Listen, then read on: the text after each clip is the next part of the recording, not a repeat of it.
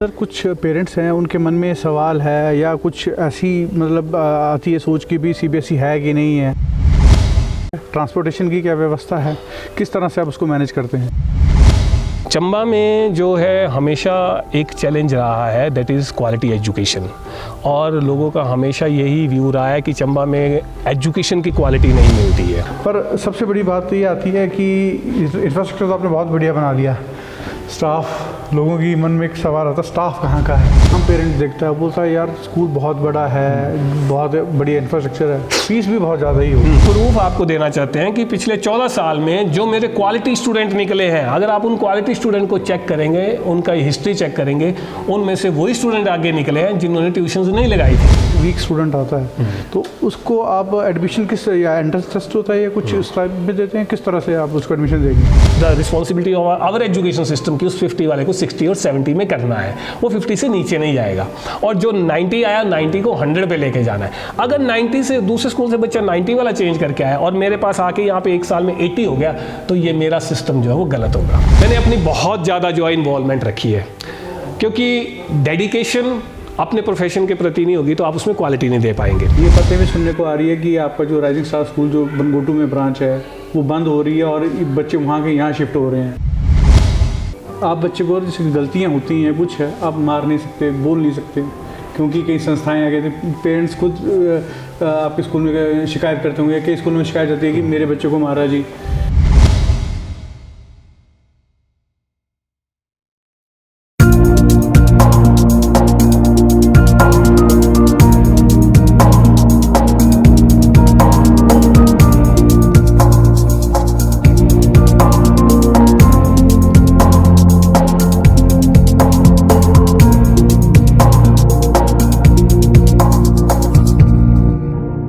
नमस्कार, मैं हूं पुनीत मल्होत्रा और आप सबका चंबा हलचल में स्वागत है। दर्शकों, आज हम एक ऐसे विषय पर चर्चा करने जा रहे हैं जिसको लेकर हर माता पिता चिंतित रहता है और अपने बच्चों के भविष्य को लेकर हमेशा ये सोचता है कि किस तरह से वो अपने बच्चों का भविष्य सुनहरा बना सकें। बच्चों के भविष्य को बेहतर बनाने के लिए सबसे बड़ा योगदान जो रहता है वो स्कूल का रहता है। इसी विषय पर चर्चा करने के लिए हम आ पहुँचे हैं राइजिंग स्टार के उदयपुर ब्रांच में।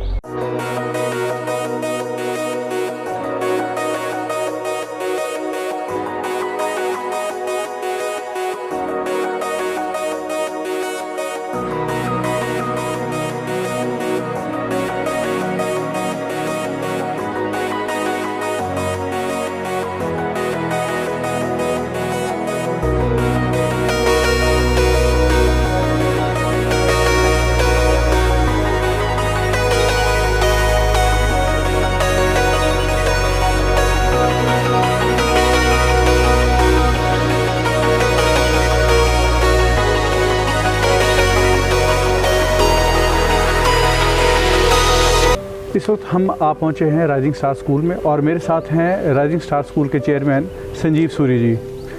तो सर, आपका चंबा हलचल में स्वागत है। सर, मैं आपकी जो एजुकेशन की फील्ड में जो जर्नी है उसके बारे में जानना चाह रहा हूँ कि किस तरह से आप इस जर्नी को स्टार्ट किया आपने। जी, सबसे पहले चंबा हलचल की पूरी टीम का बहुत बहुत धन्यवाद और आभार पुनीत जी। आप हमेशा जो है राइजिंग स्टार में आते रहे हैं और हमारी जर्नी जब से राइजिंग स्टार की शुरू हुई है तो ये टीम जो है पॉजिटिवली हमारे साथ जुड़ी हुई है। और जैसा कि आप और सभी चंबावासी जो है राइजिंग स्टार के बारे में बताते हैं, क्योंकि अब इसकी इंट्रोडक्शन कंप्लीट देना मैं नहीं समझता कि कोई औचित्य है, लेकिन फिर भी मैं इसके सफ़र के बारे में थोड़ा सा आपको ब्रीफ करना चाहता हूँ।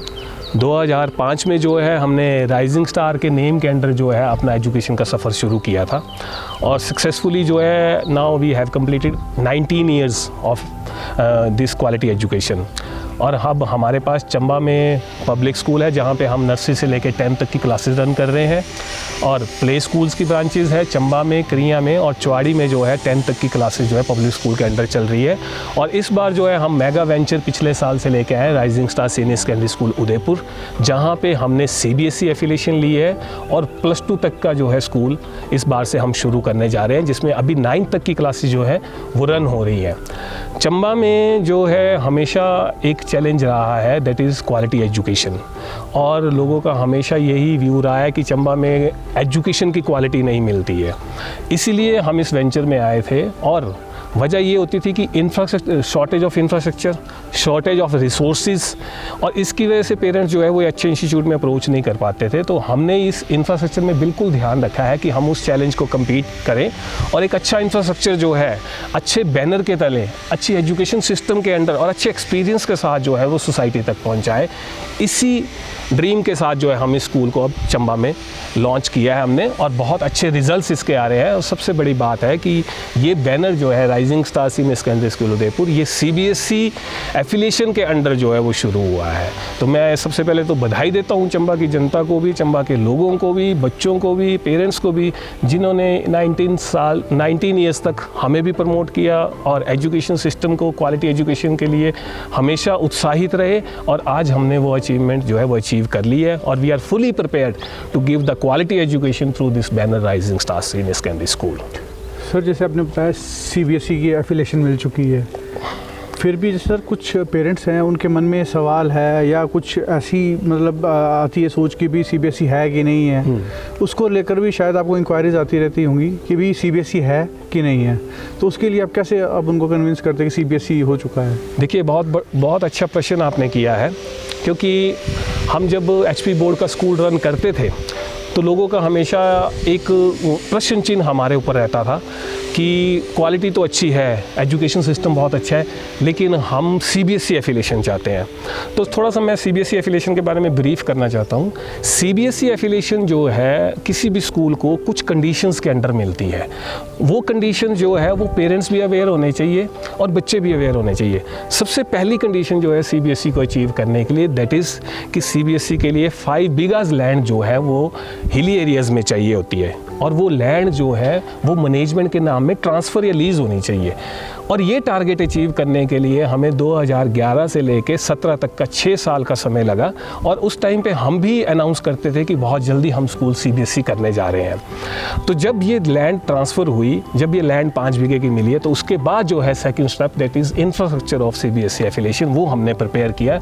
After that in 2022 we applied for CBSE affiliation and we got full and fledged affiliation. और मैं आपको ये भी बताना चाहूँ, ये हिमाचल का पहला ऐसा स्कूल है जिसमें नर्सरी से लेके +2 लेवल की सिंगल स्ट्रेच पे सारे स्ट्रीम्स के ऊपर जो हमें एफिलिएशन मिली है। और we are having affiliation number 630347, जो कि आप ऑनलाइन वेरीफाई भी कर सकते हैं। और किसी भी तरह से हमारे किसी भी बैनर में ये नहीं लिखा होगा कि प्रपोज्ड टू CBSE और proposed to any board, because propose का मतलब है कि हम कभी कर सकते हैं। अब हमने लिखा है विद एफिलिएशन नंबर दिस। तो CBSE एफिलिएशन की जितने भी जो बैरियर्स थे वो हमने क्रॉस किए हैं, और अब CBSE का पहला बैच जो है 10th स्टैंडर्ड में बैठेगा, क्योंकि CBSE एफिलिएशन में जो बच्चा रजिस्टर होता है वो 9th में जाके होता है। तो 9th में इस बार हमारे बच्चे यहाँ रजिस्टर हो चुके हैं, और 10th का पहला बैच जो है नेक्स्ट सेशन में हमारा CBSE के एग्ज़ाम के लिए अपीयर होगा। और एग्जामिनेशन सेंटर जो है वो CBSE के रोटेट करते हैं, वो हमारे पास भी सेंटर आएंगे और जो अदर CBSE स्कूल है वहाँ भी आएंगे। और प्रॉपरली जो है हम CBSE के सारे नियम जो अभी फॉलो कर रहे हैं, और +1 का पहला बैच जो है अंडर CBSE हम स्टार्ट करने जा रहे हैं with all streams, arts, commerce and science. Sir, जैसे आपका जो इंफ्रास्ट्रक्चर है वो उदयपुर गांव में है, और उसको लेकर कई पेरेंट्स ऐसे सोचते हैं कि यार शहर से बाहर है, दूर है, तो बच्चों को भेजने में वो थोड़ा सा हेजिटेट करते हैं, यार दूर है, आने जाने में बड़ी दिक्कत रहती है। तो और उसके लिए जैसे आपके पास क्या व्यवस्था है, ट्रांसपोर्टेशन की क्या व्यवस्था है, किस तरह से आप उसको मैनेज करते हैं? देखिए, ऐसा है कि सबसे पहली बात कि आपने जो बच्चों को एजुकेशन देनी है, जिस इन्वायरमेंट में एजुकेशन देनी है, that is very important for the overall development of students. अब शहरों में ये माहौल हो गया है कि ट्रैफिक की व्यवस्था, इतना रश हो गया है, घरों का, कंस्ट्रक्शन का, लोगों की गाड़ियाँ सड़कों पे लगी होती है, और इस वजह से ट्रांसपोर्टेशन करना बच्चों को शहरों में मैनेज करना मुश्किल हो रहा है। तो फर्स्ट थिंग इज़ कि हमने एक बेस्ट इंफ्रास्ट्रक्चर देने से पहले जो है बेस्ट साइट का चयन किया, और वो साइट आज आप जिस इंफ्रास्ट्रक्चर में खड़े हैं, अगर आप इसका इन्वायरमेंट देखें तो ये environment is properly suitable for the best education. जो पहले समय में गुरुकुल प्रथा होती थी ना, तो वो इस तरह से एरिया में दी जाती थी।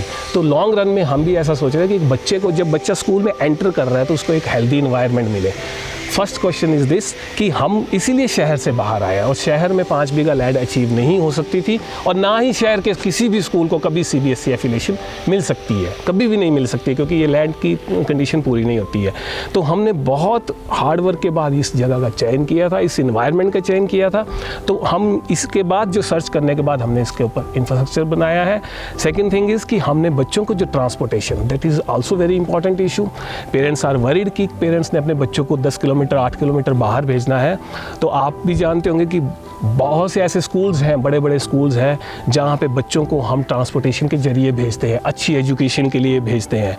तो हमने एक नया एक्सपेरिमेंट शुरू किया इस बार से कि हमने सारा ट्रांसपोर्टेशन जो है वो दूसरे स्कूलों की तरह नहीं देना है कि हमने हायर बेसिस पे दिया। हमने सारा ट्रांसपोर्टेशन सिस्टम जो अपना सेफ़ एंड सिक्योर जो बनाया है और वो सारा स्कूल की ओर से दिया जाएगा।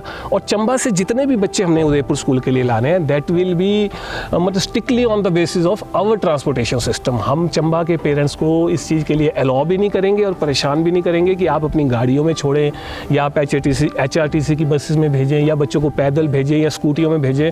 क्योंकि इसमें एक कंसर्न मेरा पर्सनली ये है कि आजकल इन्वायरमेंट जो है वो बाहर का ज़्यादा ओवरकम कर रहा है बच्चों के ऊपर। जब बच्चे डिस्ट्रैक्ट होंगे, अगर आपने स्कूल बच्चा भेज दिया उदयपुर में और आपको पता नहीं वहाँ पहुँचा कि नहीं पहुँचा, किस हालात में गया, तो इसलिए इस सिस्टम को ओवरकम करने के लिए हमारी चंबा स्कूल, मेरे अपने चंबा स्कूल के कैंपस से, इरावती से, भरमौर चौक से, क्रिया से, बकानी से, मंगला से, राजनगर से, इवन साहो से, चनेट से, कोलड़ी से, इन हर जगह से जितनी भी गाड़ियाँ मूव करेगी वो सारी स्कूल की ट्रांसपोर्टेशन सिस्टम की होगी।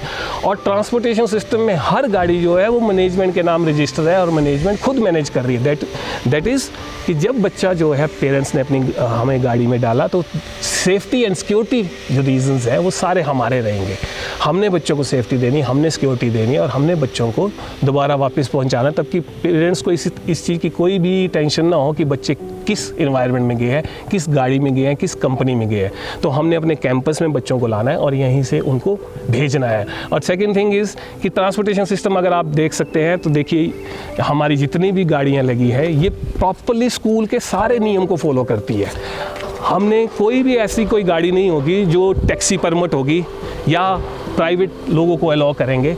इन गाड़ियों में आप ये अभी जो नई ट्रांसपोर्टेशन की गाड़ी आई है, जैसे ये विंगर है, ये देखिए आपके सामने, इस गाड़ी में इतने एक्स्ट्रा क्वालिटी फीचर्स जो हैं सेफ्टी के आए हैं, आप देख सकते हैं।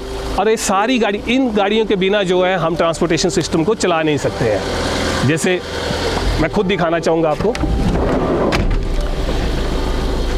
ये देखिए, इन केस ऑफ फायर, अगर किसी भी तरह की फायर की दुर्घटना होती है तब भी इसमें सिस्टम लगा है। और in case of any emergency और किसी को भी पुलिस कंप्लेंट करनी है तो इसमें जो है पैनिक बटन दिए गए हैं हेल्प के। जो हेल्प के बटन है इसको दबा के आप डायरेक्ट जो है अपनी कंप्लेंट लॉन्च कर सकते हैं। इसके अलावा इस फायर का सिस्टम जो सारा है वो गाड़ी के पीछे दिया गया है। ये देखिए, ये फायर का वाटर लेवल गोज लगा हुआ है। जैसे ही किसी भी तरह का कोई धुआं या फायर गाड़ी में अगर आभास होता है तो ऑटोमेटिकली जो है आपका फायर जो है इसमें से CO2 और जो भी आपका धुआं है, पानी है, उसका स्प्रे हो जाएगा, तब कि बच्चे इस कैजुअलिटी में कहीं पे ना आए। तो बहुत ही सेफ़ एंड सिक्योर सिस्टम जो है वो गाड़ियों में आ चुका है। तो हम जितनी भी गाड़ियां देंगे स्कूल की गाड़ियां, वो इस सिस्टम के साथ लैस होंगी, जो सिस्टम भी सरकार जो है गवर्नमेंट जो हमें प्रिस्क्राइब करती है, तब कि safe and secure transportation system जो है हम बच्चों को दे पाएँ।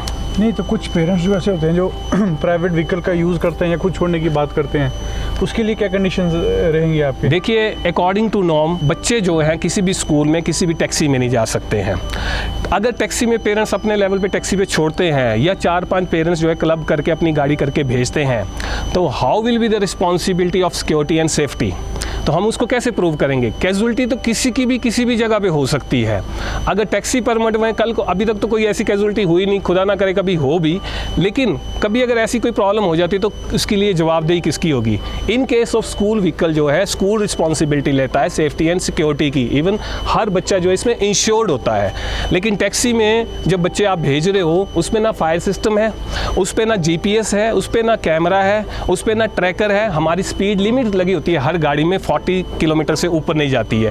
तो इस सिस्टम के अंडर जो है हम इतना काम करते हैं। तो पेरेंट्स ने जब बच्चा स्कूल की गाड़ी में भेज दिया है तो that will be the entire responsibility of school management. हम बच्चों को टैक्सी में अलाउ नहीं करते हैं, ना हमारी टैक्सी के कॉन्ट्रैक्ट हैं, और ना ही हम प्राइवेट पेरेंट्स को बोलते हैं कि आप क्लब करके चलिए, क्योंकि अगर आप स्कूल तक की रिस्पॉन्सिबिलिटी थे तो स्कूल की ट्रांसपोर्टेशन की रिस्पॉन्सिबिलिटी फिर हमारी नहीं रह जाती है। तो पेरेंट्स कई बार थोड़ा सा शायद नेगोशिएशन के चक्कर में या अपनी बॉन्डिंग के चक्कर में कि हमने स्कूल की गाड़ी में बच्चों को नहीं भेजना है, हमने प्राइवेट व्हीकल में भेजना है, तो वो रिस्क पेरेंट्स का रहता है। उस रिस्क में अगर चंबा से कुछ पेरेंट्स यहाँ स्कूल में बच्चे भेजते हैं तो वो ट्रांसपोर्टेशन रिस्क हम नहीं लेंगे। तो मतलब मेन मोटिव ये है कि हम गाड़ियों में बच्चों को लाएंगे और उसमें सेफ्टी सिक्योरिटी जो वो स्कूल की रहेगी, और इस सिस्टम के अंडर हम सेफ्टी देंगे। आने वाले समय में आपको जीपीएस के जो मैनेजमेंट है वो पेरेंट्स को मोबाइल पे दी जाएगी। जैसे ही बच्चा स्कूल में एंटर करेगा पेरेंट्स को पता लग जाएगा कि मेरा बच्चा स्कूल एंटर कर गया। जहाँ पे गाड़ी पहुँचेगी उनको पता होगा कि मेरा बच्चा इतने किलोमीटर दूर रह गया। ये सारे सिस्टम जो है ये लैस होकर हमारी गाड़ियों में आ रहे हैं और हमारे ERP सॉफ्टवेयर में अपडेट किए जा रहे हैं। तो ये सारा जो है, क्योंकि आजकल जो बच्चे जो बिगड़ने के लिए जो चीज़ें जो आ रही हैं सामने उनको ओवरकम करने के लिए, तो हम किसी भी तरह से इस ट्रांसपोर्टेशन सिस्टम में कंप्रोमाइज़ नहीं करेंगे। सर ये रहा था आपका ट्रांसपोर्टेशन का सेक्शन, बट मैं ये चाह रहा हूँ जैसे आप इंफ्रास्ट्रक्चर की बात कर रहे हैं कि इंफ्रास्ट्रक्चर हमने बनाया है, तो सर हम ये देखना चाह रहे हैं कि आपका इंफ्रास्ट्रक्चर में क्या क्या फैसिलिटीज़ आप जो स्टूडेंट्स को दे देंगे, तो काइंडली आप मुझे बताएंगे आपका इंफ्रास्ट्रक्चर किस तरह? जी डेफिनेटली बताएंगे। अपनी जी मैं एक बात इसमें और जोड़ना चाहता हूँ, शायद कोई बोलेगा नहीं। देखिए इंफ्रास्ट्रक्चर बनाना बेशक एक अचीवमेंट है, फैसिलिटी देना स्कूल में ज़रूर एक अचीवमेंट है, क्योंकि अगर आपके पास जगह है और आपने रिसोर्सेज यूज़ करके इंफ्रास्ट्रक्चर बनाया है, वो आपके पास फैसिलिटीज़ देने का जरिया तो है। लेकिन इंफ्रास्ट्रक्चर तभी वैल्यूएबल है जब आप उसमें क्वालिटी एजुकेशन डालते हो। तो we are committed for quality education and we are having experience of 19 years. तो हम किसी भी तरह के जो इंफ्रास्ट्रक्चर हमने बनाया है उस इंफ्रास्ट्रक्चर को प्रेजेंट जो पेरेंट्स के सामने, सोसाइटी के सामने और बच्चों के सामने करना है, दैट इज़ द चैलेंज। और इस चैलेंज को कम्पीट करने के लिए वी आर फुली कमिटेड। तो मैं आपको इंफ्रास्ट्रक्चर बताता हूँ अपना। इंफ्रास्ट्रक्चर का सबसे इम्पॉर्टेंट पॉइंट होता है जब भी कोई व्यक्ति, कोई बच्चा, कोई पेरेंट किसी इंफ्रास्ट्रक्चर में एंटर करे तो उसको एक पॉजिटिव वाइब्रेशंस आनी चाहिए। पॉजिटिव वाइब्रेशंस कब पैदा होती है? जब जिस चीज़ के लिए हम एंटर कर रहे हैं उसके अकॉर्डिंग इंफ्रास्ट्रक्चर बना है कि नहीं। फॉर एग्जांपल स्कूल कर रहे हैं तो क्या स्कूल का इन्वायरमेंट है, ये मैटर करता है। किसी आप मंदिर में जाते हैं, मस्जिद में जाते हैं, तो क्या वहाँ पे एस्थेटिक एनवायरनमेंट है कि नहीं है, ये डिफरेंशिएट करना बहुत ज़रूरी है। तो इस इंफ्रास्ट्रक्चर को जब भी प्रिपेयर किया गया तो एक छोटी से छोटी चीज़ ध्यान में रखेगी कि कोई बच्चा, कोई नया पेरेंट, कोई पुराना पेरेंट जैसे इंफ्रास्ट्रक्चर में एंटर करे तो उसको एक पॉजिटिव वाइब्रेशंस मिलनी चाहिए। तो आप हमारे इंफ्रास्ट्रक्चर को देखिए, बहुत ही अट्रैक्टिव वे में टीचर्स और बच्चों की हेल्प से हमने एक अट्रैक्शन बच्चों के लिए की है कि first of all students should be satisfied and students should be mentally prepare for education system. जब तक उसके लिए मेंटली प्रिपेयर नहीं होगा वो पढ़ नहीं पाएगा। तो अब चंबा में स्कूलों के ये हालात हो गए हैं कि हम एक रूम में 40-40 बच्चे डाल देते हैं, डेस्क बेंच पे सिर्फ बिठा दिए, स्कूल के नाम पे सिर्फ डेस्क बेंच है और एक ब्लैक बोर्ड है, ग्रीन बोर्ड है।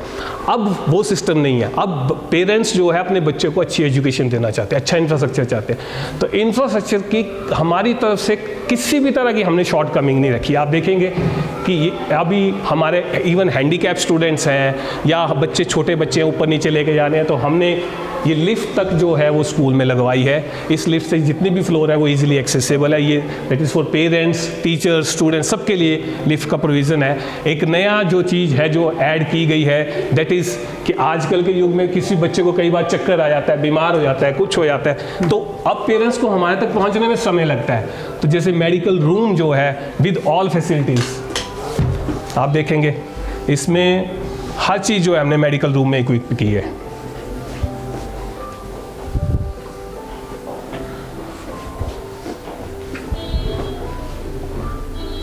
सर इस मेडिकल रूम में क्या क्या फैसिलिटी है? मेडिकल रूम में आने वाले समय में एक परमानेंट नर्स डिप्यूट होती है, जो नर्स एज ए टीचर होती है। वो टीचर का भी काम करती है और नर्स का भी काम करती है। इसमें किसी भी तरह से बच्चे को कोई भी मेडिकल की ज़रूरत जब पड़ती है, किसी को चक्कर आ जाएगा, किसी को सर दर्द होगी, तो उसको फर्स्ट एड जो है वो सारी हमने देनी है। सीनियर गर्ल्स के लिए आपको पता है हाइजीन सिस्टम चाहिए, नैपकिन, पैड्स, आजकल ये हर चीज़ रिक्वायरमेंट है, स्कूल्स में कंपलसरी है और हमें खुल के बच्चों को ये चीज़ों के बारे में गाइड करना पड़ता है तब कि बच्चे मिस गाइड ना हो। तो हेल्थ हाइजीनिक के कंसर्न जितनी भी चीज़ें हैं वो यहाँ पे मेडिकल काउंसलिंग के द्वारा उनको दी जाती है। बच्चों के मेडिकल रिपोर्ट के रजिस्टर्स जो हैं वो बाकायदा लगाए गए हैं, किस दिन कौन सी कैजुअलिटी हुई है, हमने उस पर क्या एक्शन लिया है, इस तरह की चीज़ें जो है ये हमने एक नई सिस्टम जो है वो डेवलप की है और ये धीरे धीरे जो है ये बच्चों के वेलफेयर के लिए यूज़ होंगी। ये देखिए वेलकम, पेरेंट्स का वेलकम करने के लिए, बच्चों का वेलकम करने के लिए एक हेल्दी इन्वायरमेंट के अंडर ही हमने एक बढ़िया सी पेरेंट्स के लिए रिसेप्शन जो है वो बनाई है, जिसमें एवरी टाइम हमारे टीचर अवेलेबल रहते हैं पेरेंट्स की काउंसलिंग के लिए। उसके बाद हमारा रिसेप्शन एरिया है, स्टोर और ये रिसेप्शन का एरिया जहाँ पे हमारा फ़ीस वगैरह का काम होगा। ये जैसे फ़ीस का काउंटर है, पेरेंट्स आए हैं। सर क्लासरूम्स के बारे में आप थोड़ा बताएंगे, क्लासरूम्स का क्या रहता है? ये देखिए छोटे बच्चों को अट्रैक्शन प्ले एरिया बनाए गए हैं। ये भी आप देख सकते हैं वेरी सेफ़ एंड सिक्योर। किसी भी तरह से ऐसा कोई आर्टिकल नहीं होता है जिससे बच्चे को हिट हो जाए या बच्चा गिर जाए। This is also CBSE guidelines कि 500 स्क्वायर फीट से नीचे कोई क्लासरूम नहीं होगा। तो हमने जो क्लासरूम्स के साइज़ बनाया है दैट इज़ 550 और इसकी कैपेसिटी होती है 40 स्टूडेंट, लेकिन हमने क्वालिटी के लिए रिस्ट्रिक्ट किया है 25 to 30 स्टूडेंट। हमने वहाँ पर रश नहीं करना है, नहीं तो उसमें क्वालिटी में हमें प्रॉब्लम आती है। और इसी के साथ सर ये आपका क्लासरूम ये हाँ जूनियर ये क्लासरूम, छोटे क्लासरूम्स हैं हमारे, हाँ। जिसमें हमारी कई बार कम स्ट्रेंथ होती है। जैसे अब नया स्कूल चलाया तो किसी में कम स्ट्रेंथ है तो बच्चों को हमने स्टडी एरिया जो वो अलग की है। यहाँ पे बच्चे जो है एक्स्ट्रा टाइम पे स्टडी करते हैं। जो बच्चे फ्री हो जाते हैं उनको हम एक्स्ट्रा स्टडी जो है इन क्लासरूम के जरिए देते हैं। सर इसी के साथ जो आपका इंफ्रास्ट्रक्चर आप दिखा रहे हैं, साथ ही में ये जो एरिया है ये किस यूज़ में आता है आपके? ये हमने जो बनाया है क्योंकि सारे मैंने आपको बोला कि सेफ्टी मेजर के साथ कोई कंप्रोमाइज़ नहीं होगा, सेफ्टी और सिक्योरिटी मेजर के साथ। तो कई बार हमें फायर की भी इंस्ट्रक्शन होती है कि you should have two places जहाँ से बच्चों को आपने एग्जिट करना है। तो हमारी जो एंट्री है बच्चों की ऑफिशियल एंट्री जो है, बच्चे जब आते हैं स्कूल में तो ये बाहर दूसरे रास्ते से आते हैं, हाँ, और इसी रास्ते से वो वापस जाते हैं। ये जो जनरल रिसेप्शन एरिया है ये पेरेंट्स के लिए एक्सेस किया जाता है या इन केस ऑफ एमरजेंसी जो वो हम बच्चों को अलाउ करते हैं। तो ये एरिया बिल्कुल सेफ़ एंड सिक्योर है। आप इसकी ग्रिलिंग वगैरह हर चीज़ देख सकते हैं। किस इन्वायरमेंट में कोई भी आपको ऐसी चीज़ नहीं मिलेगी जहाँ पे सेफ्टी मेजर्स नहीं लिए गए होंगे। तो ये एरिया जो पेरेंट बच्चों की एंट्री के लिए किया जाता है। इसी तरह से हमारा जो सीढ़ियाँ हैं वो बिल्डिंग में दोनों तरफ लगी है। लिफ्ट एक तरफ है, जब भी आपको लगता है कि बच्चे को कोई इन केस ऑफ इमरजेंसी तो फायर एग्जिट जो है वो प्रॉपर्ली बनाए गए हैं। दोनों तरफ वाटर के जो है प्रॉपर मैनेजमेंट दिया गया है तब कि in case of emergency fire और एग्जिट बच्चे प्रॉपर्ली जो है इसमें मूव कर सके। ये सारे सेफ्टी सिक्योरिटी मेजर्स जब हम देंगे तभी हम एफिलिएशन के लिए काबिल होंगे। इसी वजह से हमें जो वो CBSE की एफिलिएशन जो है वो प्रोवाइड की गई है। सर मुझे एक रनिंग क्लासरूम चाहिए जो जहाँ पर बच्चे हों।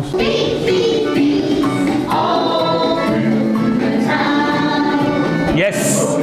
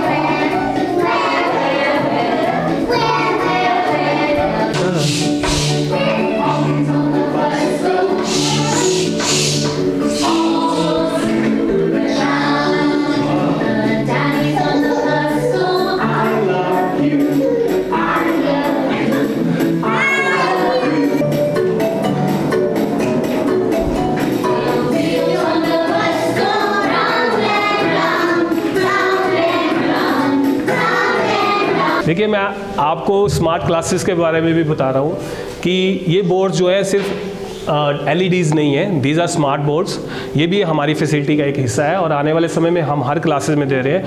ये बच्चों के टीचर्स के लिए और बच्चों की फैसिलिटी के लिए इसमें वाईफाई भी कनेक्ट होता है और सारी टीचिंग आने वाले समय में चॉकलेस करेंगे और टीचर जो है इसी में पढ़ा सकता है और इसी में फाइल्स आपकी सेव होंगी।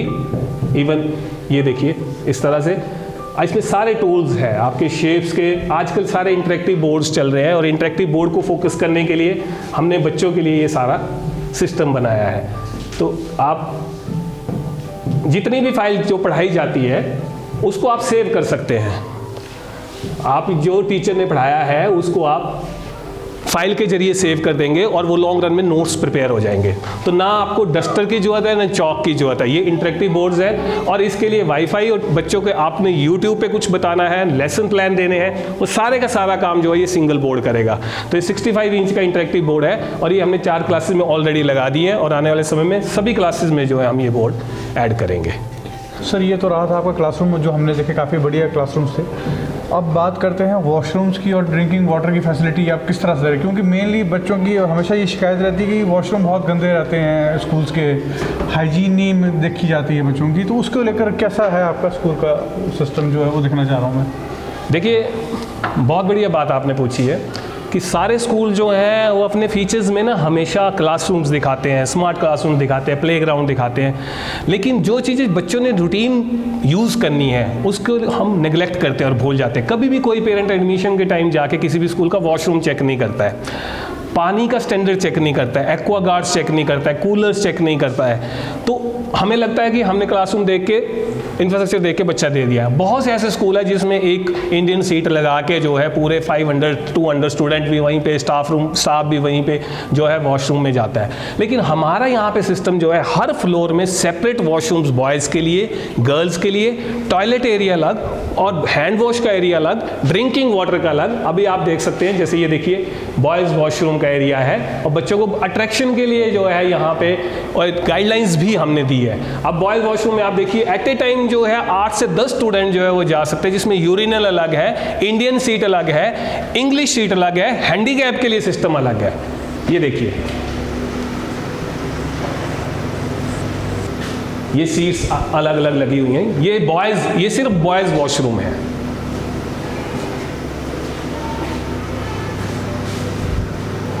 This is our hand wash area.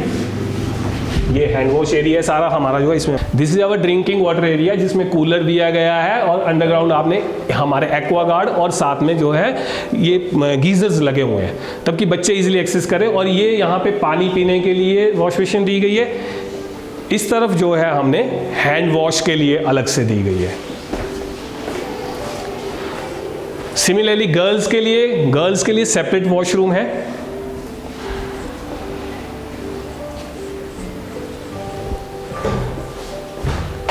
इसमें भी हमने डिफरेंट सीट्स जो है वो दी हैं, इंडियन भी और इंग्लिश भी।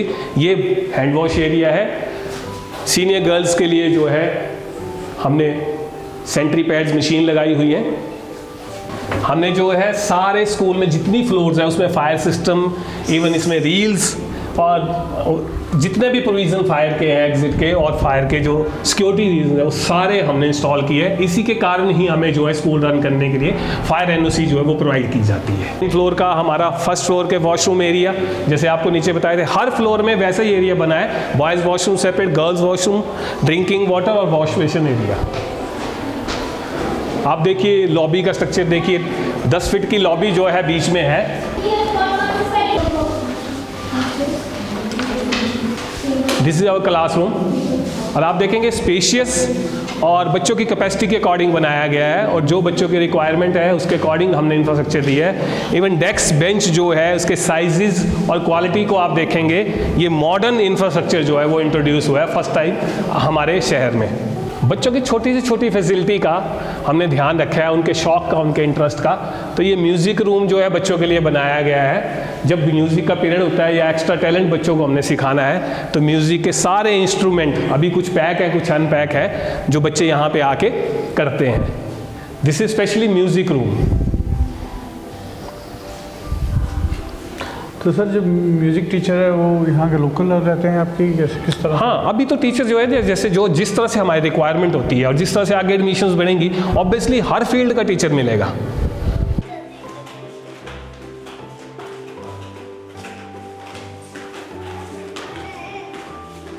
आइए अब आपको सेकंड फ्लोर में ले चलते हैं। We are having more than 48 rooms now fully equipped. और अभी क्लासेस तो इवन 5-7 रूम्स में चल रही है, बाकी सारे रूम्स जो है बच्चों की फैसिलिटी के लिए रेडी हैं, जो नेक्स्ट सेशन में हम अलग अलग रूम्स बच्चों को डाइवर्ट करेंगे। ये फायर सिस्टम हर फ्लोर में जो है हमारा सिक्योरिटी रीजंस के लिए रखा गया। आप छोटी से छोटी चीज़ को देखिए, अगर आप किसी क्लासरूम का सर्वे करेंगे, जैसे 2nd फ्लोर है, मैं आपका ध्यान यहाँ लाना चाहूँगा, क्लासरूम की हाइट बढ़ रही है तो हमने इनका ग्रिल सिस्टम भी जो है, तब कि बच्चा किसी कारणवश अगर हमें खिड़की खोलनी पड़ती है तो उसकी ग्रिल्स जो है स्टील की दी गई है।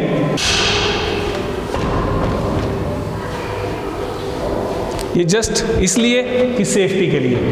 फर्स्ट फ्लोर के बाद हर फ्लोर में हमें ये सिस्टम मिला, कहीं पे भी किसी भी तरह का कोई रिस्क नहीं होगा, कोई भी बच्चा किसी भी तरह के कोई रिस्क में नहीं होगा, क्योंकि first commitment is security, safety and hygiene. इसी कमिटमेंट के ऊपर हम क्वालिटी एजुकेशन जो वो दे पा रहे हैं। इस सिस्टम को भी डेवलप किया है हमने। इंडोर स्पोर्ट्स और चेस, आजकल बच्चे चेस में बहुत इंटरेस्ट ले रहे हैं। इवन हमारा राइजिंग स्टार का बच्चा जो है वो नेशनल खेल के आया है। इसी इंस्पिरेशन के साथ if we are having good infrastructure, तो हमारी पूरी कोशिश है कि बच्चों को अच्छी चीज़ प्रोवाइड की जाए। तो ये चेस बोर्ड जो है वो हमने नए इंट्रोड्यूस किए हैं। इसके अलावा इंडोर स्पोर्ट्स में जो हो सकता है उस इंफ्रास्ट्रक्चर में देने की हमने कोशिश की है, और आगे भी इसको प्लस करेंगे। ये तो मैं सिर्फ इंडोर स्पोर्ट्स की बात कर रहा हूँ, आउटडोर में प्लेग्राउंड में भी हमने जो है सारी तरह के स्पोर्ट्स करवाने की व्यवस्था है जी। ये देखिए, ये बच्चों के लिए इंडोर ही हमने योगा रूम बनाया है। इसमें बच्चे जो है फ्री टाइम में योगा करते हैं, और साथ में अगर कई बार हम प्लेग्राउंड में ना कराएं तो कराटे की क्लासेस या इंडोर हमें और कोई रिक्वायरमेंट है स्पोर्ट्स के, वो हम इन मैट्स के ऊपर करवाते हैं। इसके अलावा dance room, fun room, activity rooms, वो सारे रूम्स जो हमारे पास हैं जी। सर, ये आपकी कंप्यूटर लैब है, और मतलब कितने कंप्यूटर्स प्रोवाइड कर रहे हैं आप स्टूडेंट्स को? देखिए, कंप्यूटर लैब होता क्या है कि हमारे पास सिस्टम कम होते हैं और बच्चे ज़्यादा होते हैं, और अभी हमने नया इंफ्रास्ट्रक्चर बनाया, नई एफिलिएशन दी है, और बच्चे भी अभी हमारा फर्स्ट ईयर है तो कम है, लेकिन हमारे पास 40 कंप्यूटर्स इंक्लूडिंग लैपटॉप है, और ये सारे आपके सामने लगे हैं। हमारे पास इवन क्लासेस में बच्चे कम हैं और कंप्यूटर सिस्टम ज़्यादा है। हमने लैपटॉप भी इंट्रोड्यूस किए हैं, और इस इन्वायरमेंट में अभी भी 20 सिस्टम हम और प्लस कर सकते हैं। पहले हमें रिकमेंडेड होता था कि एक पीसी के ऊपर 2 स्टूडेंट देने हैं। अब हमने क्या करना है कि एक पीसी के ऊपर 1 स्टूडेंट को हम व्यवस्था करके दे रहे हैं, क्योंकि 40 कंप्यूटर मोर देन सफिशिएंट होते हैं, और हम स्ट्रेंथ फोकस कर रहे हैं दैट इज ऑफ 30, लेकिन हम यहाँ व्यवस्था करेंगे और आने वाले समय में 20 और ऐड करेंगे। अब मैं उन व्यवस्थाओं के ऊपर नहीं जाऊँगा जो हमने देनी है, अब हम वो व्यवस्था बताना चाहते हैं जो ऑलरेडी हमारे पास है। तो this is our computer lab, आप देख सकते हैं, कोई भी इसमें हमने छुपाने वाली कोई चीज़ नहीं है। 40 सिस्टम जो है वो पूरे काउंटेड है इसमें। सर, ऐसे है कि जैसे कई बंदे नॉर्म पूरा करने के लिए जो है फेक सिस्टम लगा दिया, बंद पड़े पीसी, कुछ चल रहे हैं, 4 रनिंग चल रहे हैं और बाकी बंद पड़े हैं। ऐसा है ना जी, उसका नुकसान और फायदा किसको है? जब आपने इतना बड़ा इंफ्रास्ट्रक्चर बना दिया है, जब आपका सिस्टम है, जब आपके पास एफिलिएशन है, जब आप कमिटमेंट देते हो क्वालिटी की, तो आपके बच्चों को फैसिलिटी तो मिलनी चाहिए। क्योंकि अक्सर स्टूडेंट्स ये बात बोलते हैं ना कि 2 सिस्टम चल रहे हैं बाकी बंद होते हैं, नहीं तो हम यूज़ नहीं कर पाए कंप्यूटर। नहीं, फिर मैं वही बोल रहा हूँ, फिर इंफ्रास्ट्रक्चर देने का कोई फायदा नहीं है। फिर तो आप रूम में बिठा के, जैसे दूसरे स्कूलों में क्या, जहाँ पे क्लासरूम है वहीं पे आपकी लैब है, वहीं पे एक सिस्टम दे के आप प्रैक्टिकल्स कर रहे हैं, वहीं पे आप स्पोर्ट्स की एक्टिविटी कर रहे हैं, आपके रूम्स भी वहाँ रिस्ट्रिक्टेड है। आप जब हमारे पास रूम्स हैं, फैसिलिटीज़ है, तो हम ऐसा क्यों करेंगे? तो इसीलिए हमने 40 बिल्कुल नए सिस्टम दिए हैं, ब्रांडेड सिस्टम दिए हैं, और तो आने वाले समय इनके साथ कोई कंप्रोमाइज़ नहीं किया जाएगा।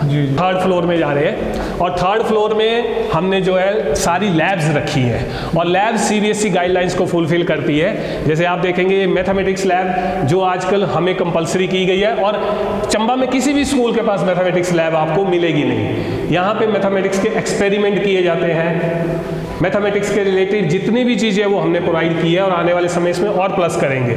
और यहाँ जितना भी मटेरियल है that is related to mathematics. बच्चों को शेप्स बतानी है, हम बोर्ड पे एक शेप बना देते हैं और उससे बच्चा 3 डायमेंशनल शेप्स कभी नहीं सीख सकता।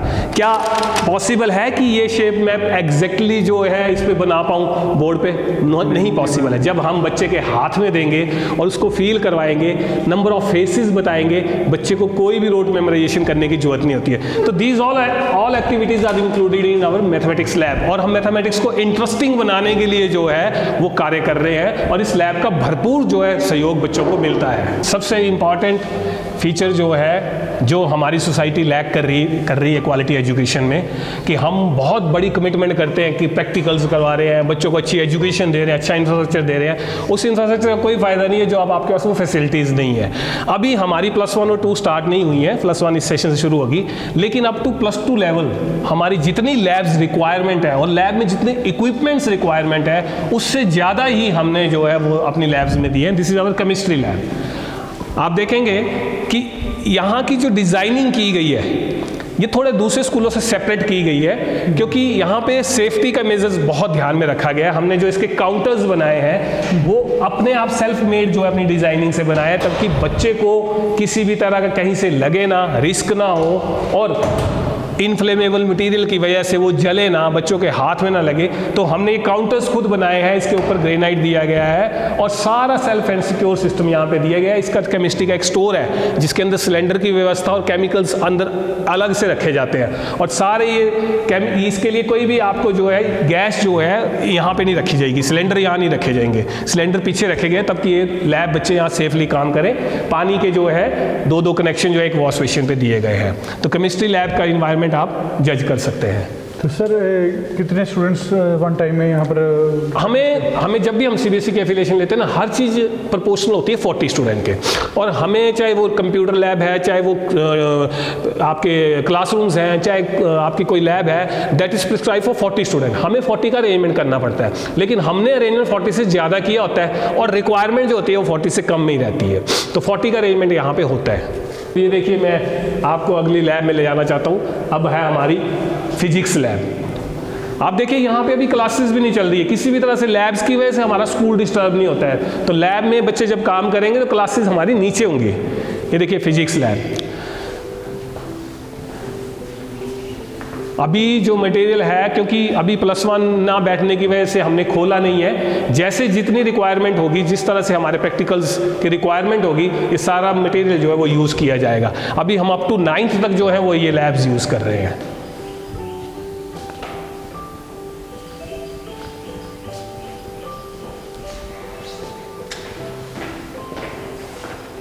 जगह जगह पे हमारे हर फ्लोर पे फर्स्ट एड बॉक्स जो हैं वो इंस्टॉल हैं। स्पेशली लैब्स के जो एरिया है उस पर फर्स्ट एड बॉक्स के प्रोविज़न किए गए हैं कि जैसे रिक्वायरमेंट होगी तो हम बच्चों को किसी भी केस में मेडिकल एड की ज़रूरत पड़ती है तो वो सारी रिक्वायरमेंट इस बिल्डिंग में फुलफ़िल की जाएंगी।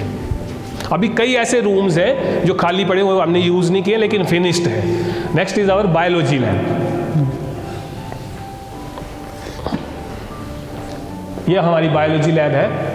इसमें बच्चे जो है बायो के एक्सपेरिमेंट करते हैं।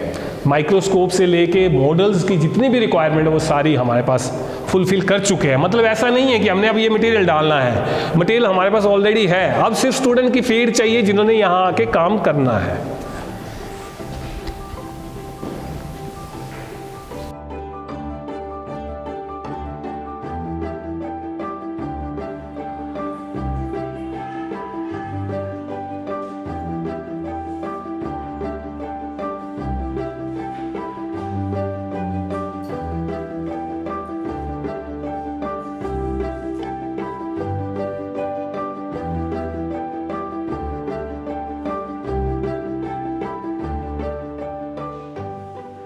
सर ये आपने अभी अपना इंफ्रास्ट्रक्चर हमें दिखाया, काफ़ी बढ़िया था, सब कुछ आपका प्रॉपर बढ़िया था, पर सबसे बड़ी बात तो ये आती है कि इंफ्रास्ट्रक्चर तो आपने बहुत बढ़िया बना लिया। स्टाफ, लोगों की मन में एक सवाल आता है, स्टाफ कहाँ का है? क्या स्टाफ इन चीज़ों को बढ़ाने के लिए कैपेबल है कि नहीं है? उस चीज़ को लेकर कैसे आप बताएंगे आप? जी पुनीत जी, जब मैंने शुरू की थी बात, आपने जब पहला क्वेश्चन किया था तो मैंने उसमें यही चीज़ जोड़ी थी कि इंफ्रास्ट्रक्चर जो है अचीवमेंट है, लेकिन इंफ्रास्ट्रक्चर मापदंड नहीं है क्वालिटी एजुकेशन का, मेरा ये मानना है। तो अचीवमेंट तो हमने कर ली है, इंफ्रास्ट्रक्चर बना ली है, लेकिन मापदंड है कि हम क्वालिटी एजुकेशन कैसे देते हैं। क्योंकि हो सकता है कि पेरेंट अपने बच्चे को फर्स्ट टाइम इंफ्रास्ट्रक्चर देख के भेज दे, लेकिन उसके बाद रोल जो है हमारा शुरू होता है कि हम क्वालिटी एजुकेशन कैसे, किस तरह से देते हैं। तो मैं आपकी बात इसमें एक ऐड करना चाहूँगा कि ये प्रोफेशन जो है एजुकेशन का, ये एक तो मेरे लिए, मेरी टीम के लिए बिल्कुल नया नहीं है। आप जानते हैं 19 साल से हम जो है क्वालिटी के लिए काम कर रहे हैं, और मैं राइजिंग स्टार उदयपुर का नाम ना लेके एक राइजिंग स्टार का नाम जो है दोबारा से लेना चाहूँगा कि राइजिंग स्टार ने पिछले 19 साल में जो है अपनी एक रेपुटेशन क्वालिटी में बनाई है। और उसके लिए मैं किसी तरह की कमिटमेंट के ऊपर ना जाके आपको बताना चाहूँगा कि हमेशा किसी भी फील्ड के रिजल्ट्स जो हैं वो मापदंड होते हैं क्वालिटी के। तो अभी पहले इसको शुरू करने से पहले पीछे के इतिहास की बात करें तो पिछले 7 साल से जो है हम HP बोर्ड में जो है 10th क्लास को अपीयर करवा रहे हैं, और 7 साल में हमारे मोर देन जो है 120 स्टूडेंट जो है वो 10th बोर्ड में अपीयर हुए हैं। And you will be surprised कि we are having more than 80 student, उनमें से 80 स्टूडेंट जो 90% से ऊपर है, और 3 पोजीशन जो है वो हमने ली है इसमें HP बोर्ड के मेरिट में। तो मतलब रिजल्ट्स जो हैं वो बोलेंगे। सेकंड कि हमारा एक और मापदंड जो एजुकेशन सिस्टम का ये होता है कि आपने शुरू में तो जूनियर में तो क्वालिटी दे दी, जूनियर में तो बच्चे फर्स्ट आ रहे हैं, क्वालिटी दे दी, लेकिन आगे जाके बच्चे आपके कहाँ सेटल हो रहे हैं और आज बच्चे कहाँ पहुँचे हैं। तो हमारे बच्चे जो है फर्स्ट टाइम राइजिंग स्टार के बच्चे नीट में सिंगल ईयर में जो है क्लियर करके गए हैं। 2 बच्चे नीट में गए हैं जो आज IGMC शिमला में डॉक्टरेट कर रहे हैं, एक बच्चा JEE मेंस में गया है, और बहुत से ऐसे बच्चे हैं जिन्होंने अपने स्टार्टअप शुरू किए हैं और जो अच्छी अच्छी जगह सेटल हुए हैं।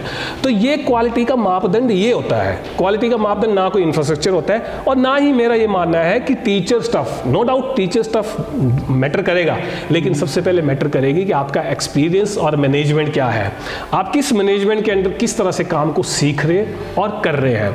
तो रही स्टाफ की बात, तो स्टाफ का हमेशा हमारी जो है बिल्कुल कीन ऑब्जर्वेशन रहती है, बिल्कुल नज़र रहती है कि स्टाफ के लिए भी कोई भी कंप्रोमाइज़ ना हो। लेकिन ऐसा होता है कि किसी चीज़ को प्रूव करने के लिए थोड़ा सा समय लगता है। तो हमने कई बार ऐसा होता है कि हम नए स्टाफ को डिप्यूट करते हैं और पेरेंट्स को ये लगता है, पेरेंट्स का फर्स्ट क्वेश्चन ये होता है कि आपका स्टाफ कितना एक्सपीरियंस्ड है, आपका स्टाफ कहाँ से है और वो कैसे टीच करते हैं। मेरा ये मानना है कि अगर आप स्टाफ के बारे में पूछते हैं, उसकी स्टाफ की क्वालिटी जो आप चेक करना चाहते हैं, तो वो तभी चेक कर पाएंगे जब हम उसको क्वालिटी देना शुरू करेंगे।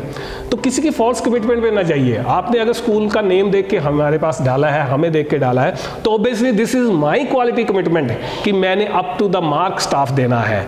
स्टाफ कौन होगा ये मैटर नहीं करता है, स्टाफ कैसा पढ़ाएगा, कैसी क्वालिटी देगा ये मैटर करता है। तो उसकी कंट्रोलिंग अथॉरिटी जो है वो हमारे पास है, और क्वालिटी मैनेजमेंट के लिए जिस भी तरह का स्टाफ होगा उसकी ट्रेनिंग्स कैसे करनी है, उन्होंने टीच कैसे करना है, उन्होंने क्वालिटी एजुकेशन कैसे देनी है, ये हम अपने पिछले 19 साल के एक्सपीरियंस के साथ जो है हम अपने स्टाफ को ट्रेन करते हैं। तो अभी भी जैसे नेक्स्ट सेशन हमारा शुरू होने वाला है, तो हमने 20-25 दिन का स्टाफ का काउंसलिंग प्रोग्राम्स कर रहे हैं, ट्रेनिंग प्रोग्राम्स कर रहे हैं, तब कि स्टाफ हमारा जो है वो ट्रेंड हो जाए उसको बच्चों को पढ़ाने के लिए। तो हो सकता है आने वाले समय में बाहर से भी स्टाफ हो, अभी भी हमारे जो कुछ स्टाफ मेंबर हैं वो बाहर से भी हैं, लेकिन मैं फिर ये बात जोड़ना चाहूँगा कि सिर्फ बाहर से स्टाफ मेंबर होना या एक्सपीरियंस स्टाफ मेंबर होना क्वालिटी का मापदंड नहीं है। क्वालिटी का मापदंड है आपकी मैनेजमेंट, कि आप उसको कैसे क्वालिटी देना चाह रहे हो। तो स्टाफ, आज आप मेरे स्टाफ के साथ मिल सकते हैं कि अभी जो है हमारे पास नर्सरी टू 9th का पूरा स्टाफ जो है वो मौजूद है। इसके अलावा +1 के लिए, कॉमर्स के लिए, साइंस के लिए, आर्ट्स के लिए सारे जो मेंबर्स हैं वो इंटरव्यू हो चुके हैं, डिप्यूट हो चुके हैं, और बेस्ट स्टाफ जो है वो देना, that is my quality commitment. कोई कंप्रोमाइज़ नहीं होगा उसमें। सर एक चीज़ रहती है, जैसे आपका इंफ्रास्ट्रक्चर है, स्टाफ के बारे में आपने बताया, जब ये चीज़ जब लोग देखते हैं, आम पेरेंट देखता है, बोलता है यार स्कूल बहुत बड़ा है, बहुत बढ़िया इंफ्रास्ट्रक्चर है, फीस भी बहुत ज़्यादा ही होगी। तो उस फीस को लेकर कैसे आप बताएंगे पेरेंट्स को कि ये फ़ीस किस तरह से वो मतलब उनके लिए जेन्युइन रहेगी, किस तरह से आप उस चीज़ को देखते हैं? देखो, मैंने अपने स्कूल की फ़ीस जो है वो कभी नहीं छुपाई है, हम ओपन बताते हैं, ठीक है ना। और you will be surprised, society will be surprised कि ये जो इंफ्रास्ट्रक्चर हमने बनाया है, तो वो जो एक्सपेक्टेशन फ़ीस की लगा रहे हैं, जो उन्होंने की है ना, उनकी एक्सपेक्टेशन से इस स्कूल की फ़ीस बहुत कम है। लेकिन फ़र्क कहाँ पे आता है, हम जब फ़ीस का कंपैरिजन करते हैं तो वो फ़ीस का कंपैरिजन डायरेक्ट होता है इस 48 रूम्स के इंफ्रास्ट्रक्चर का 2 रूम्स के इंफ्रास्ट्रक्चर के साथ। क्वालिटी स्कूल का उस स्कूल के साथ जो शटर के अंदर स्कूल चलेंगे, जो 4 मेंबर के साथ स्कूल चले, आप अगर उसके साथ कंपनसेट करेंगे तो आपको ब्रांड और नॉन ब्रांड में डिफरेंस पता लग जाएगा। कहीं ना कहीं फीस भी एक मापदंड है आपका क्वालिटी का। आपके पास जब रिसोर्सेज नहीं होंगे तो आप क्वालिटी कैसे देंगे, आप स्टाफ कैसे डिप्यूट करेंगे, आप इनकी EMIs कैसे पे करेंगे। तो फीस भी लेनी पड़ती है। हम ये नहीं बोल रहे हम फ्री एजुकेशन दे रहे हैं, लेकिन फीस इतनी, जो फीस आप अफोर्ड कर सकते हैं। आप अगर डेली की फ़ीस निकालें तो मुझे नहीं लगता कि आपकी डेली की फ़ीस 50 से 100 रुपये तक एवरेज होगी। मतलब अगर 100 रुपये एवरेज जो है अगर एक बच्चे के ऊपर आप क्वालिटी एजुकेशन के लिए खर्च कर रहे हो तो मुझे नहीं लगता कि एक पेरेंट के लिए अफोर्डेबल नहीं होगी। क्योंकि सिस्टम क्या हो गया आज के डेट में, हम अपने बच्चे को सुबह पॉकेट मनी के लिए या पेन की जिद के लिए 100 रुपये दे देते हैं, लेकिन हम स्कूल की फ़ीस कैसे कैलकुलेट करते हैं कि इस स्कूल की 2000 रुपये फ़ीस है, वो 2000 रुपये एक महीने की फ़ीस जो है कैलकुलेट की जाती है। तो हमारे स्कूल की फ़ीस जो है वो बहुत जेन्युइन है। That is starting from 1100 to 2800। 2800 भी मैं आपको 2800-2900 जो फीस बता रहा हूँ वो +1 की है, सोसाइटी नोट कर लें, मंथली। और एक चीज़ और डालूंगा जो आपने पूछी नहीं है लेकिन मैं क्लियर करता हूँ।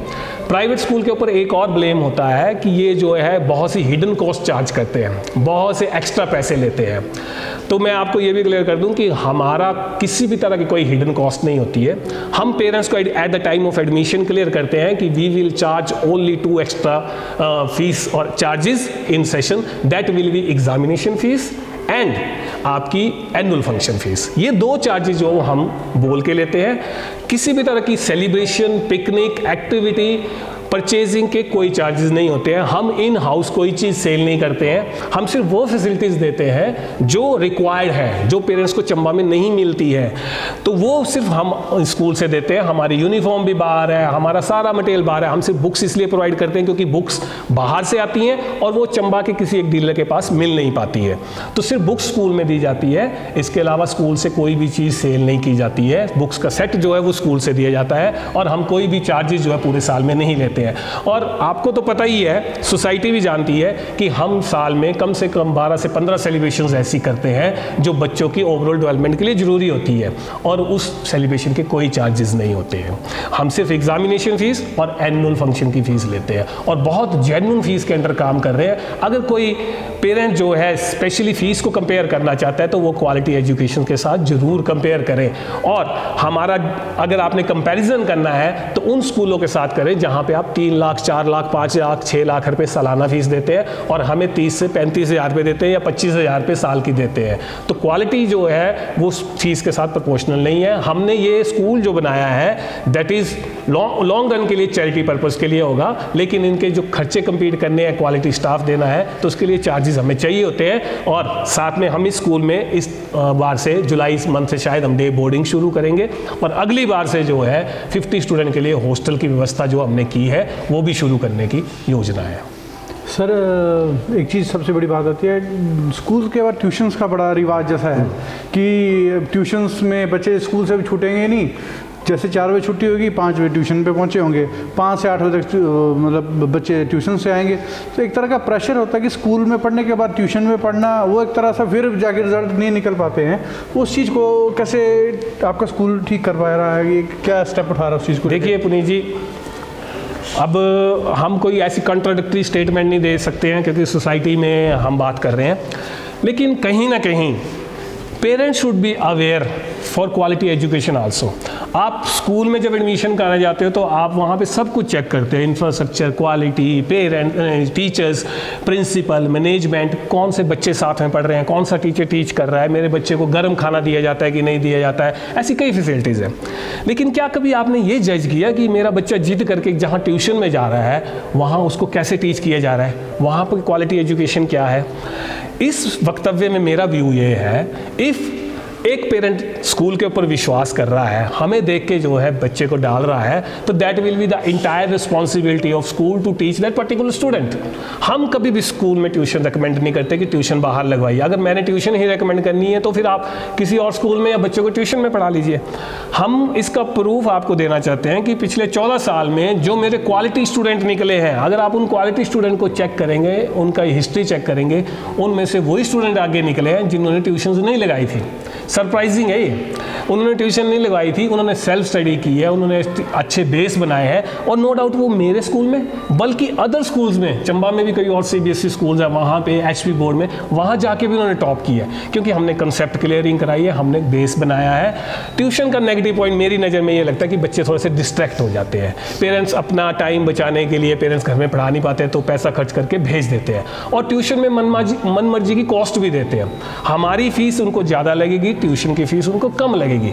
लेकिन ट्यूशन में हर स्कूल के बच्चे आते हैं, हर तरह का स्टैंडर्ड का बच्चा आता है, और बच्चे का जो इन्वायरमेंट हमने स्कूल में अच्छा बनाया होता है कहीं ना कहीं स्कूल में ट्यूशन में डिस्टर्ब होता है। मैं किसी को ट्यूशन वाले को जो है नेगेटिव नहीं बोल रहा हूँ, लेकिन ऐसा होता है। तो ट्यूशन के साथ आप बोलेंगे कि ट्यूशन लगवा दी और बच्चा क्वालिटी देगा, ऐसा नहीं होता है। और हमारे स्कूल में ट्यूशन रिकमेंडेड नहीं है।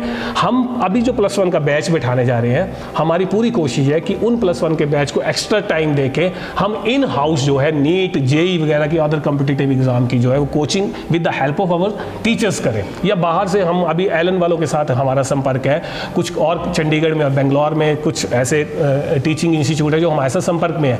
तो हम देखेंगे कि कैसे कंपैटिबल होता है कि हम बच्चों को इन हाउस कोचिंग दें तब कि बच्चे डिस्ट्रैक्ट ना हो ट्यूशन की वजह से। तो ट्यूशन मैं नहीं समझता हूँ कि पेरेंट्स को ट्यूशन लगवानी चाहिए।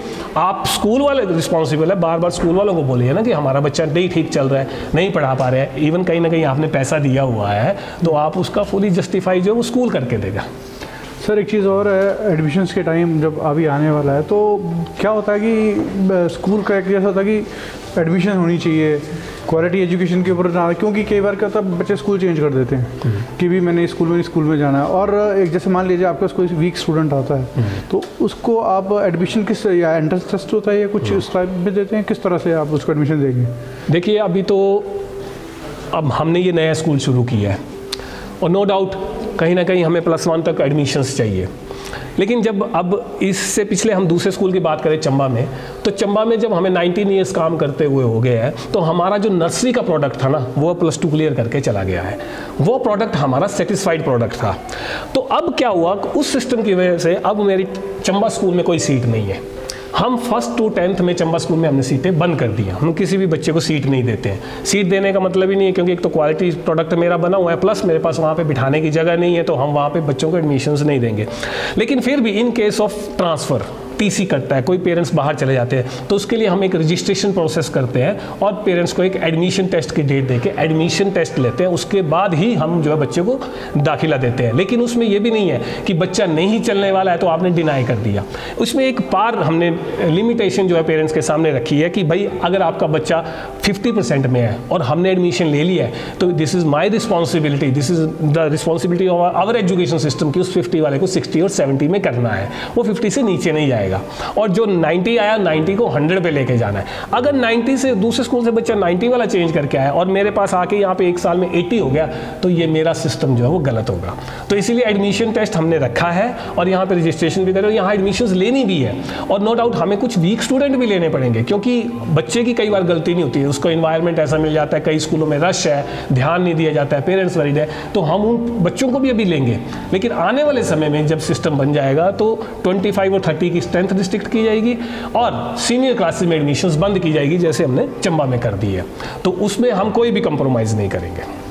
सर यहाँ जैसे सेशन शुरू होता है, फिर बाद में मीटिंग्स, पेरेंट टीचर मीटिंग होती है, उस मीटिंग के दौरान जो है कई पेरेंट्स टीचर से मिलते हैं, बच्चे की ग्रोथ के बारे में पूछते हैं, उसकी मतलब पढ़ाई के बारे में पूछते हैं, तो वो उसके ऊपर कैसे स्कूल काम करता है और वो किस तरह से पेरेंट्स को सेटिस्फाइड करते हैं कि भी बच्चा ये चल रहा है या नहीं चल रहा है? हमारा ऐसा होता है कि हम हर सेकंड सैटरडे को पेरेंट्स मीटिंग जो है वो ऑर्गेनाइज़ करते हैं। और मैं आपको एक प्लस पॉइंट और बताऊं, शायद अप्रिशिएट हो ना हो, कि ये जितना भी स्कूल मैनेजमेंट हो रही है सारा जो है इसमें being a chairman, being a principal, being a vice principal, being a driver, कुछ भी आपकी बीइंग ए टीचर, मैंने अपनी बहुत ज़्यादा जो है इन्वॉल्वमेंट रखी है। क्योंकि डेडिकेशन अपने प्रोफेशन के प्रति नहीं होगी तो आप उसमें क्वालिटी नहीं दे पाएंगे। तो मैं पेरेंट्स के साथ डायरेक्टली अटैच हूँ। शायद ही किसी स्कूल के चेयरमैन या प्रिंसिपल अटैच होते हैं, और मेरा एक ही काम है, दैट इज़ क्वालिटी एजुकेशन। जितने भी पेरेंट्स के व्हाट्सएप ग्रुप बने हुए हैं वो उन सब ग्रुप में मैं खुद हूँ, और मैं खुद हर नोटिस को, लॉग बुक के पेज को, बच्चों के सिलेबस को पहले तो चेक करता हूँ। दूसरा, पेरेंट्स के साथ डायरेक्टली इन्वॉल्व हूँ। किसी भी ग्रुप में कोई हलचल होगी तो मैं उसका रिस्पॉन्स दूंगा। और वीकली या 10 डेज में मेरा एक पेरेंट्स को जरूर मैसेज जाता है कि if you are having any problem regarding my system तो काइंडली कॉन्टैक्ट मी, और मैसेज भी। और वो उनको 24/7 का टाइम दिया गया है, तो वो मुझे अप्रोच करते हैं, अपनी प्रॉब्लम बताते हैं और मैं उसको रिजॉल्व करने की कोशिश करता हूँ। कोशिश करने के बाद उस पेरेंट्स को फिर से फ़ोन करता हूँ कि क्या वो प्रॉब्लम रिजॉल्व हुई कि नहीं हुई। और पेरेंट टीचर मीटिंग में जो प्रॉब्लम फर्स्ट मीटिंग में आई, वो मेरे स्टाफ को इंस्ट्रक्शन है कि वो सेकंड मीटिंग में प्रॉब्लम नहीं होनी चाहिए। अगर वो प्रॉब्लम दोबारा से पेरेंट उसी प्रॉब्लम के ऊपर बात कर रहा है और हमारे सिस्टम में रिजॉल्व नहीं हुई, तो उसके लिए डिफ़ॉल्टर स्कूल है, पेरेंट्स नहीं। तो कई बार पेरेंट्स के मन में ये रहता है कि भाई हम अपनी प्रॉब्लम नहीं बताएंगे, क्योंकि प्रॉब्लम बताते हैं तो टीचर पार्शियलिटी करते हैं या बच्चे के ऊपर ध्यान नहीं देते। ऐसा भी है, ये सोसाइटी का एटीट्यूड है। लेकिन मैंने पेरेंट्स को हमेशा क्लियर किया है कि आपने अपनी प्रॉब्लम, चाहे आपको लगता है कि पार्शियलिटी तो आप अपना नाम ना बताइए, लेकिन प्रॉब्लम बताइए और हम उसको रिजॉल्व करेंगे। तो पेरेंट टीचर मीटिंग का सिर्फ औचित्य ये है कि हमने उनकी जो प्रॉब्लम्स रह गई है, जो हमारी नॉलेज में नहीं है, वो उन्होंने हमें बतानी है और हमने उसको रिजॉल्व करना है। और हमें जो बच्चों के विषय में जो कमियां लगती हैं या पॉजिटिव लगते हैं, वो हमने उन तक पहुंचानी है। सर एक चीज़ तो और है, जैसे स्कूल टाइम में तो बच्चा, पेरेंट्स सोचते हैं कि फिट है, तो टीचर के पास है, पर जैसे वो घर में जाते हैं, मोबाइल हाथ में है और कई चीज़ें आजकल के पेरेंट्स की ये कंट्रोल नहीं है बच्चों के ऊपर कि यार इससे मोबाइल से देखो अच्छा कंटेंट भी है, बुरा कंटेंट भी है। उसको लेकर किस तरह से जो है आप एज ए मतलब टीचर आप रह चुके हैं, आप चेयर में, किस तरह से आप उस चीज़ को देखते हैं, कैसे उस चीज़ को कम किया जाए? देखो पुनीत जी, हमारे पास बच्चा 8 घंटे रहता है और पेरेंट्स के पास 16 घंटे रहते हैं। थोड़ा सा कहीं ना कहीं पेरेंट्स की डबल रिस्पॉन्सिबिलिटी बनती है। हमें चूज़ किया गया एजुकेशन सिस्टम के लिए। हमारे एजुकेशन सिस्टम में एक सबसे बड़ा प्लस पॉइंट है राइजिंग स्टार के एजुकेशन सिस्टम में कि हम बच्चों को पढ़ाई के अलावा संस्कार देते हैं और उन संस्कारों में मेरी ओर से कोई कंप्रोमाइज़ नहीं किया जाता है। अब उन संस्कारों की मेंटेनेंस के लिए हम पेरेंट्स से रिक्वेस्ट करते हैं कि इन संस्कारों की मेंटेनेंस तो आपने करनी है। तो पेरेंट्स को भी कई चीज़ें डायरेक्टली या इनडायरेक्टली समझनी चाहिए कि स्कूल ने अगर ये बच्चे के साथ ये नियम रखा है तो उसको हमें फॉलो करना पड़ेगा। छोटी छोटी बातें होती हैं। आप मोबाइल तक पहुंच रहे, मोबाइल तो बहुत बड़ी बात है, आजकल रूटीन का यूज़ है। लेकिन मैं अगर अपने बच्चे को किसी को ऐसे बोल दूं कि स्कूल में कि आपने जो है बच्चे अपने शूज़ पॉलिश करने हैं या आपने हेयर कट करने हैं, इस स्टाइल में करने हैं, तो उसमें भी पेरेंट्स का कई बार आर्गूमेंट आ जाता है कि बच्चा घर में मानता नहीं है या ये नहीं कटवाएगा, इसकी कोई रीज़न है। एक छोटी से मैं आपको एग्जांपल दिया है। अब अगर इतनी सी प्रॉब्लम, मैंने सिर्फ एक मैसेज दे दिया तो मैं तो स्कूल में बाल नहीं काटूंगा। तो पेरेंट्स अगर इस मैसेज को नहीं प्रॉपरली डील कर पाए, अब मैं कैसे बोल दूँ उनको कि मोबाइल यूज़ करना जो है वो रिस्की है, ना कीजिए। तो मैं तो खुद उनको जज करता हूँ। हमारा इतना कंट्रोल है पुनीत जी कि मुझे बाज़ार में भी बच्चा मोबाइल यूज़ करता हुआ मिल जाए तो मैं उसको पॉइंट आउट कर देता हूँ राइजिंग स्टार के बच्चे को। बाज़ार में कोई चिप्स का पैकेट लेके चला होगा या गलत वे में चला होगा या यूनिफॉर्म में चला होगा, तो मैं पर्सनली उस बच्चे को और पेरेंट को पॉइंट आउट करता हूँ। आप पेरेंट उसको गलत माने या सही माने, लेकिन जो पेरेंट गलत मान लेगा उसको मैं दोबारा नहीं बोलूँगा। तो अब सबको पता है कि मोबाइल जो है उसके पॉजिटिव और नेगेटिव पॉइंट्स हैं, और जब आपने बच्चे के हाथ में मोबाइल दिया तो वो पॉजिटिव कभी यूज़ नहीं करेगा, वो नेगेटिव ही करेगा। आपका तो एक्सक्यूज़ होता है नहीं सर वो 10 मिनट लेता है, वो उसमें पढ़ाई करता है। चलो उसने पढ़ाई की है, क्या उस 10 मिनट के बाद आपने कभी पूछा है कि 10 मिनट में पढ़ा क्या है, वो तो बता दे। आप इतना कन्विंस हो जाते हो पापा मामा मैंने 1 घंटे के लिए मोबाइल यूज़ किया है। आपकी पेरेंट्स की एक रिस्पॉन्सिबिलिटी उस टाइम बनती है कि बच्चे चलो आज आपने 1 घंटा मोबाइल में स्टडी की है, मुझे ज़रा बताओ तो बताओ आज क्या नई चीज़ सीखी है। अगर वो नई चीज़ सीख नहीं पा रहा है, आपको पॉजिटिविटी बता नहीं पा रहा है, तो what is the fun of this mobile.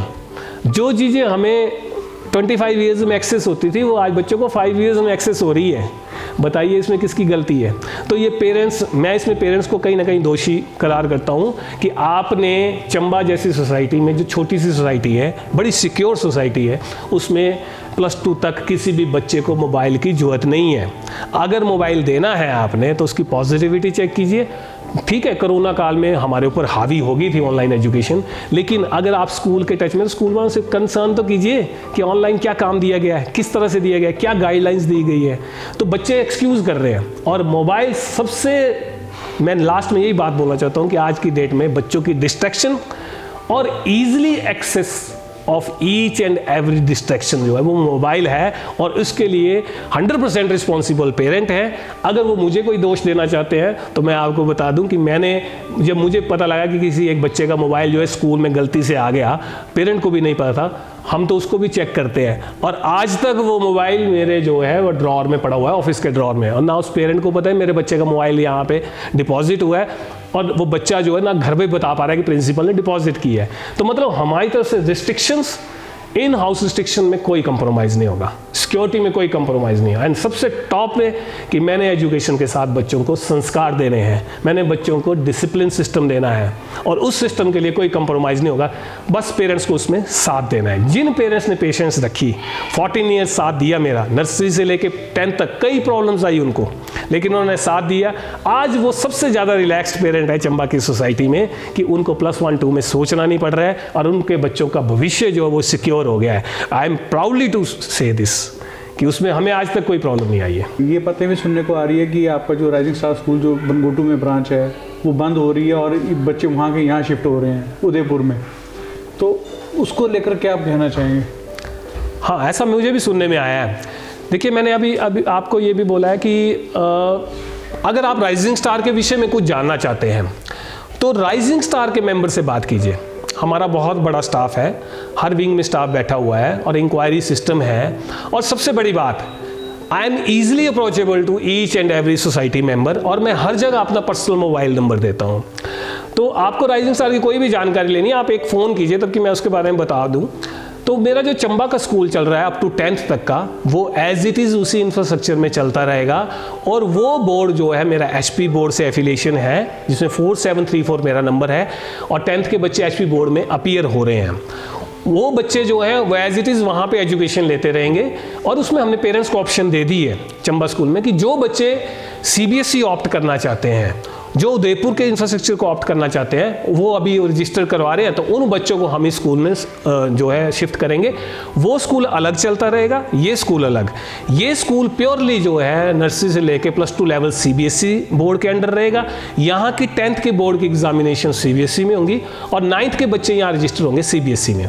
और चंबा वाले स्कूल के बच्चे जो है 9th में रजिस्टर होते हैं HP बोर्ड में, और वो हमेशा 10th के बोर्ड के पेपर जो है वो HP बोर्ड के देते रहेंगे। +1 2 मेरे पास HP बोर्ड की नहीं है, वो हम शुरू भी नहीं करेंगे क्योंकि मेरे पास वहाँ पे सफिशिएंट इंफ्रास्ट्रक्चर नहीं है, तो मैंने खुद नहीं लिया है, ना ही मैंने अपने स्कूल को कभी सेंटर बनाया है। क्योंकि जब आप किसी स्कूल को सेंटर बनाते हो तो उसमें आपके ऊपर ब्लेम आता है कि चीटिंग होती है, नकल करते हैं, या ऐसा है, बच्चों की पोजीशंस आ जाती है।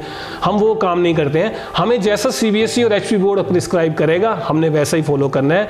पिछले 7 साल से मेरे बच्चे बॉयज़ स्कूल और गर्ल्स स्कूल में पेपर देते हैं HP बोर्ड के, वो एज इट इज़ देते रहेंगे। और यहाँ का सेंटर जो है हमारा अपना ये राइजिंग स्टार उदयपुर का विंग होगा। वो इस साल 10th बैठ रही है, अगले साल जो है हमारी +2 भी बैठ जाएगी, तो CBSE के लिए हम एलिजिबल हो जाएंगे। और सेकंड थिंग, एक और मैं इसमें क्लियर करना चाहता हूँ पॉइंट, कि अभी जो है हमने पिछले साल जो यहाँ स्कूल की फ़ीस जो है वो चंबा स्कूल से भी कम रखी थी, क्योंकि स्कूल नया नया चलाना था, कुछ था, और बहुत अच्छा रिस्पॉन्स भी मिला। और अभी भी जो इस स्कूल की फ़ीस है और चंबा स्कूल की फ़ीस है वो सिंगल स्लॉट पे है। मतलब ये भी पेरेंट्स के लिए अभी बहुत बड़ी अपॉर्चुनिटी है, क्योंकि आने वाले समय में हो सकता है कि जब स्ट्रेंथ बढ़ेगी, क्वालिटी इंक्रीज होगी, बाहर के टीचर्स आएंगे, हो सकता है कि फ़ीस इंक्रीज़ हो। तो अभी हम उस स्टेज में हैं जहाँ पे हम फ़ीस कम रख रहे हैं। तो जो चंबा का फ़ीस स्ट्रक्चर है उसी फ़ीस स्ट्रक्चर पे हम काम कर रहे हैं। मैं एक बार इसमें फिर जोड़ना चाहता हूँ कि हम eight the time of admission 7,500 से 8,500 रुपये तक की एडमिशन फ़ीस लेते हैं। इसके अलावा जो है बुक्स के चार्जेस अलग होते हैं।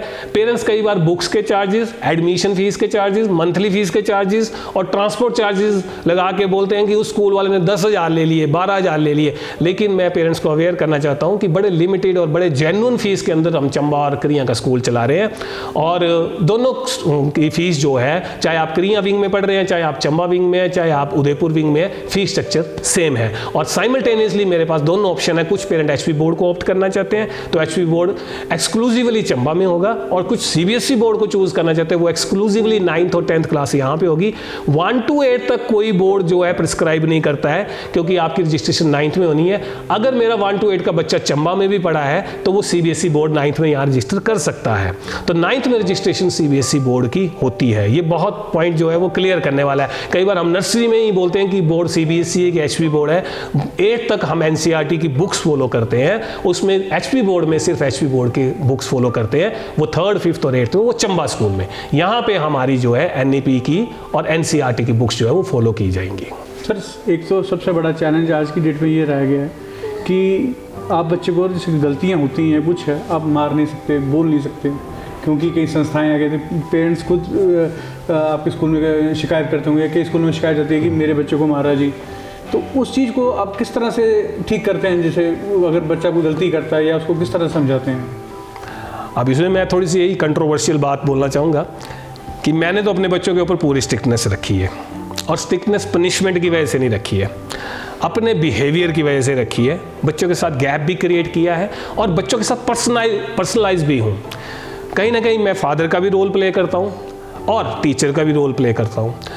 अब आप खुद सोचिए कि एक पेरेंट जो है, अगर मैं बच्चे को नहीं मार सकता, मैं बच्चे के कान नहीं खींच सकता, लेकिन पेरेंट्स तो इनडायरेक्टली जो है इन्वॉल्व हैं। पेरेंट्स को तो पता लगता है कि ये गलती की है, इसमें इस लेवल की पनिशमेंट देनी चाहिए। हमारी पनिशमेंट आप ठीक है रद्द कर देते हैं, लेकिन आप 8 घंटे के बाद जब बच्चा आपके पास जाता है, 1 घंटा बच्चे को टॉलरेट कीजिए और 1 घंटे में 7 के 7 सब्जेक्ट टच करके बताइए। आप अपना पेशेंस लेवल बताइए। और जब बच्चा 40 की क्लास में है, कई तरह की शरारत भी करेगा, नॉन डिसिप्लिन भी होगा, तो हमने भी कुछ एक्शन लेने होते हैं। लेकिन फिजिकल पनिशमेंट हमारी ओर से नहीं दी जाती है, लेकिन डर बनाना जरूरी है। डर इस लेवल का जिसमें बच्चा जो है आपके अगेंस्ट ना हो। लेकिन थोड़ा सा पेरेंट्स को समझना चाहिए, क्योंकि पेरेंट्स कहीं ना कहीं हमारी गलती यहाँ पे निकाल देते हैं कि आपने बच्चों को मारा या आंख दिखाई या टीचर ने डांटा, और वो उस पर रिएक्ट भी करते हैं। हमें कोई प्रॉब्लम नहीं होगी पुनीत जी, अगर हमने बच्चों को अगर कहीं पे डांट भी दिया है और पेरेंट्स ने हमें बोल दिया कि अगली बार से मत डांटना, हमने नहीं डांटना है, लेकिन उसका इफेक्ट बच्चे के ऊपर पड़ता है। This is my practical experience कि जिन पेरेंट्स ने इस चीज़ में इंटरफेयर की बच्चों के सामने, वो बच्चे बिगड़ गए। ठीक है ना, किसी के बच्चे को बोलना नहीं चाहिए, लेकिन वो बच्चों में जो है वो ग्रोथ रुक गई, और वो बच्चे पेरेंट्स को जाके भी इमोशनली जो है वो ब्लैकमेल करते हैं कि आज मुझे इस टीचर ने मारा, आज मुझे ये हुआ, आज गाड़ी में ये हुआ, आज स्कूल में ये हुआ, आज प्रिंसिपल ने ये बोला, आज वाइस प्रिंसिपल ने ये बोला। और पेरेंट्स जो है वो बच्चे के सामने रिएक्ट करते हैं, कोई बात नहीं तेरे स्कूल में बात करती हूँ, और उसको पेरेंट्स बच्चों को मोटिवेट करते हैं।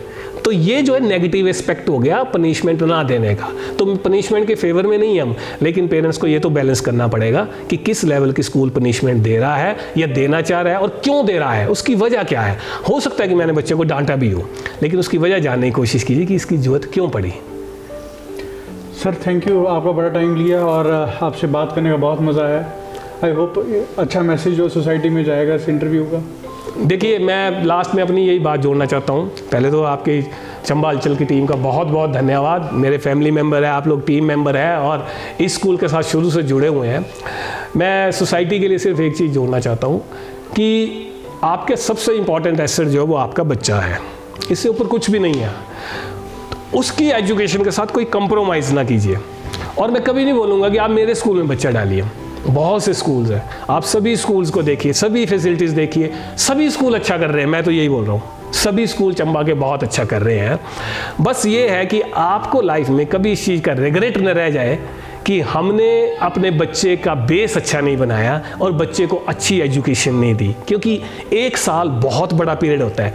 आप सिर्फ एडमिशन टाइम को देखते हैं, उस टाइम कंप्रोमाइज़ करके आप सोचते हैं कोई बात नहीं अगले साल कहीं और डाल देंगे, लेकिन 365 डेज़, अगर एक नर्सरी का बच्चा 365 डेज़ लेट हो गया ना, तो मैं जूनियर केजी में वो मेरे लेवल का नहीं रहेगा, वैसे ही मेरा बच्चा शायद दूसरे स्कूल के लेवल का नहीं रहेगा।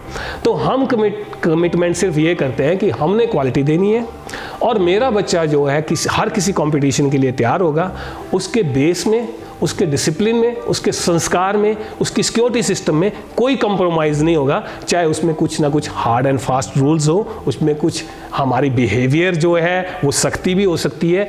वो मैसेज सोसाइटी को ये मैसेज देना चाहता हूँ। तो और दूसरी बात कि एक बार, क्योंकि ये स्कूल मेरा नहीं है, ये मैंने चंबा की सोसाइटी के लिए बनाया है, सभी से मैं रिक्वेस्ट करता हूँ जिनके बच्चे भी दूसरे स्कूलों में पढ़ रहे हैं, एडमिशन करवाने के लिए नहीं, स्कूल का इन्वायरमेंट देखने के लिए, हमें बूस्ट करने के लिए, हमारी टीम को बूस्ट करने के लिए एक बार आप इस स्कूल के इंफ्रास्ट्रक्चर को ज़रूर आके देखिए। क्योंकि जब आप किसी से पूछते हैं तो वहाँ से आपको नेगेटिव मिलता है, पॉजिटिव नहीं मिलता है। तो पॉजिटिविटी के लिए और अपने बच्चों को स्कूल का इन्वायरमेंट दिखाने के लिए do come one time this school. You will really enjoy the environment of school. Thank you. Thank you very much.